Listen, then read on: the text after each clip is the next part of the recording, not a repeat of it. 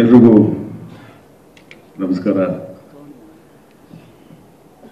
ಮೊದಲೇ ಹೆಚ್ಚು ಕಮ್ಮಿ 3-4 ತಿಂಗಳಾಗಿರ್ಬೋದು ಒಂದು ಪ್ರೆಸ್ ಮೀಟ್ ಮಾಡಿದ್ವಿ. ಸೊ ಈಗ ಈ ಎರಡನೇ ಪ್ರೆಸ್ ಮೀಟ್ ಒಂದು ಶುಭವಾದ ಸಂತೋಷವಾದಂಥ ಒಂದು ಸುದ್ದಿನ ನಿಮ್ಮಲ್ಲಿ ಹಂಚ್ಕೋಬೇಕು. ಚಿತ್ರ ಮುಗಿದಿದೆ, ಬಿಡುಗಡೆಗೆ ಸಿದ್ಧವಾಗಿದೆ. 29ನೇ ತಾರೀಕು ಇದೇ ತಿಂಗಳು ಬಿಡುಗಡೆ ಮಾಡುವಂಥ ಸಂದರ್ಭ ಬಂದಿದೆ. ಸೊ ಆ ಒಂದು ಖುಷಿನ ನಿಮ್ಮೆಲ್ಲರ ಹತ್ರ ಹಂಚಿಕೊಂಡು ನೀವು ಅದೇ ಥರ ಇಡೀ ರಾಜ್ಯದ ಜನತೆಗೆ ನೀವು ಒಳ್ಳೆ ಸಂತೋಷ ಸುದ್ದಿನ ಹಂಚಬೇಕು ಅಂತ ನಾನು ಈ ಸಂದರ್ಭದಲ್ಲಿ ಕೇಳ್ಕೊತೀನಿ. ಒಬ್ಬ ನಿರ್ಮಾಪಕನಾಗಿ ಒಂದು ಚಿತ್ರ ಮಾಡುವಾಗ ನಾನೇ ಅಲ್ಲ, ಎಲ್ಲ ನಿರ್ಮಾಪಕರು ಅಷ್ಟೇ, ಒಂದು ಒಳ್ಳೆ ಕತೆ ಆರಿಸ್ಕೋಬೇಕು, ಒಂದು ಒಳ್ಳೆ ಚಿತ್ರ ಮಾಡಬೇಕು, ನನ್ನ ಚಿತ್ರ ಚೆನ್ನಾಗಾಗಬೇಕು, ನನ್ನ ಚಿತ್ರ 100 days ಹೋಗಬೇಕು, ಒಳ್ಳೆ ಕಲೆಕ್ಷನ್ ಆಗಬೇಕು, ಎಲ್ಲರೂ ಲಾಭ ಮಾಡಬೇಕು ಅನ್ನೋ ಒಂದು ಉದ್ದೇಶ ಇಟ್ಕೊಂಡು ಎಲ್ಲ ನಿರ್ಮಾಪಕರು ಚಿತ್ರ ಮಾಡ್ತಾರೆ. ಅದೇ ಆಸೆಯಲ್ಲಿ ನಾನು ಮಾಡಿದ್ದೀನಿ. ಸೊ ಎಷ್ಟೋ ಚಿತ್ರಗಳು ಒಳ್ಳೆಯದು ಕೆಟ್ಟದು ಎರಡೂ ಆಗಿದೆ. ಸೊ ನಾವು ಎರಡನ್ನೂ ನಾವು ಸ್ವೀಕರಿಸ್ತಾ ಚಿತ್ರರಂಗದಲ್ಲಿ ಚಿಕ್ಕ ಚಿಕ್ಕ ಹೆಜ್ಜೆ ಇಟ್ಕೊಂಡು ಬೆಳ್ಕೊಂಡ್ಬಂದಿದ್ದೀವಿ. ಅದಕ್ಕೆ ನಿಮ್ಮೆಲ್ಲರ ಸಹಕಾರನೂ ಇದೆ. ಮಾಧ್ಯಮದ ಸಹಕಾರ ಇಲ್ಲದೆ ಏನೂ ಆಗಿಲ್ಲ. ಖಂಡಿತವಾಗಲೂ ಮಾಧ್ಯಮ ಒಂಥರ ಚಿತ್ರರಂಗಕ್ಕೂ ಪ್ರೇಕ್ಷಕರಿಗೂ ಒಂಥರ ಬ್ರಿಡ್ಜ್ ಇದ್ದಂಗೆ, ಸೇತುವೆ.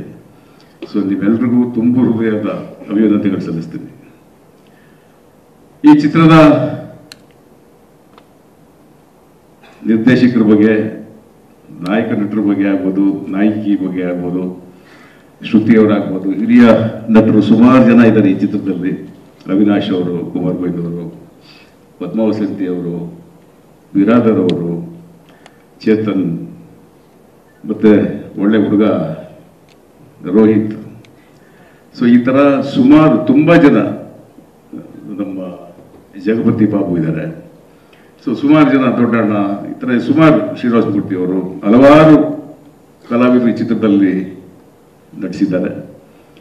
ಸೊ ಈ ಚಿತ್ರದ ಬಗ್ಗೆ ಒಂದು ಕ್ಯೂರಿಯಾಸಿಟಿ ಅನ್ನೋದು ಎಲ್ರಿಗೂ ಇದ್ದೇ ಇರುತ್ತೆ. ದರ್ಶನ್ ಅವರು ಯಾವ ರೀತಿ ಕಥೆನ ಆರಿಸ್ಕೊಂಡಿದ್ದಾರೆ ಈ ಚಿತ್ರದಲ್ಲಿ, ಒಂಥರ ಏನೋ ಒಂದು ಡಿಫ್ರೆಂಟ್ ಆಗಿ ಕಾಣ್ತಾ ಇದ್ದಾರೆ ಅನ್ನೋ ಒಂದು ಸುಮಾರು ಜನ, ಅಂದರೆ ಮಾಧ್ಯಮದಿಂದ ಆಗ್ಬೋದು ಅಥವಾ ಪ್ರೇಕ್ಷಕರಿಂದ ಆಗ್ಬೋದು, ಮುಖ್ಯವಾಗಿ ಅಫ್ಕೋರ್ಸ್ ಅದು ಒಂಥರ ಬ್ಯಾಂಕ್ ಅಕೌಂಟಲ್ಲಿ ದರ್ಶನ್ ಅವರು ಇರೋ ಅಂತ ಒಂದು ದೊಡ್ಡ ಸೆಲೆಬ್ರಿಟಿ ಫಂಡ್ ಅಂತ ಹೇಳ್ತೀವೋ, ಡೆಪಾಸಿಟ್ ಅಂತೀವೋ, ಅವರಾಗ್ಬೋದು.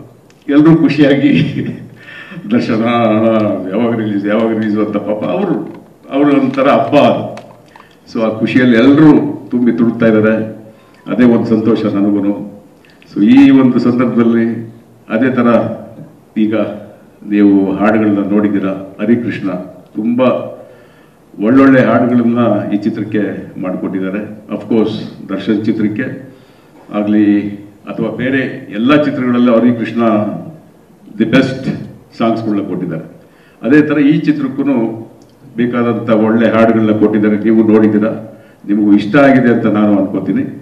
ಸೊ ಈ ರೀತಿ ಪ್ರಕಾಶ್ ಎಡಿಟರ್ ಆಗ್ಬೋದು, ಆಮೇಲೆ ಸುಧಾಕರ್ ಆಗ್ಬೋದು, ಎಲ್ಲರೂ ಬ್ಯುಸಿ ಇದ್ದಾರೆ. ಅವ್ರು ಇವತ್ತು ಬರೋಕ್ಕಾಗ್ತಾರೆ. ಸುಧಾಕರ್ ಆಗಲಿ, ಎಡಿಟರ್ ಆಗಲಿ, ಕಾಪಿ ರೆಡಿ ಮಾಡಿಕೊಂಡು ಕೂತಿದ್ದಾರೆ ಹೈದ್ರಾಬಾದಲ್ಲಿ. ಸೊ ಈ ಥರ ಎಲ್ಲರೂ ಕಷ್ಟಪಟ್ಟು, ಆರ್ಟ್ ಡೈರೆಕ್ಟರ್ ಗುಣ, ನಮ್ಮ ಮ್ಯಾನೇಜರ್ ನರಸಿಂಹ ಆಗ್ಬೋದು, ಎಲ್ಲರೂ ಕಷ್ಟಪಟ್ಟು ಇದೊಂಥರ ಈ ಚಿತ್ರನ ನಾನು ಎಲ್ಲೋ ಒಂಥರ ಒಂದೊಂದು 3-4 ವರ್ಷ ಗ್ಯಾಪ್ ಆದಮೇಲೆ ಈ ಚಿತ್ರ ಎಲ್ಲೋ ತುಂಬನೇ ಒಂದು ಹೊಸ ಅನುಭವ ಅಂತ ಅನಿಸ್ಬಿಡ್ತು ನನಗೆ.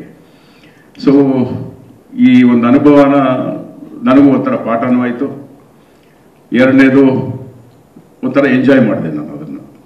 ಸೊ ಈ ಹಂತದಲ್ಲಿ ನಾವು ಇದ್ದೀವಿ. ಈ ಹಂತಕ್ಕೆ ಬರೋದಕ್ಕೆ ನಮ್ಮ ನಾಯಕ ನಟರಾಗ್ಬೋದು, ನಿರ್ದೇಶಕರಾಗ್ಬೋದು, ಇಡೀ ಟೀಮ್ಗೆ ನಾನು ತುಂಬ ಹೃದಯದ ಕೃತಜ್ಞತೆಗಳನ್ನು ಸಲ್ಲಿಸ್ತೀನಿ.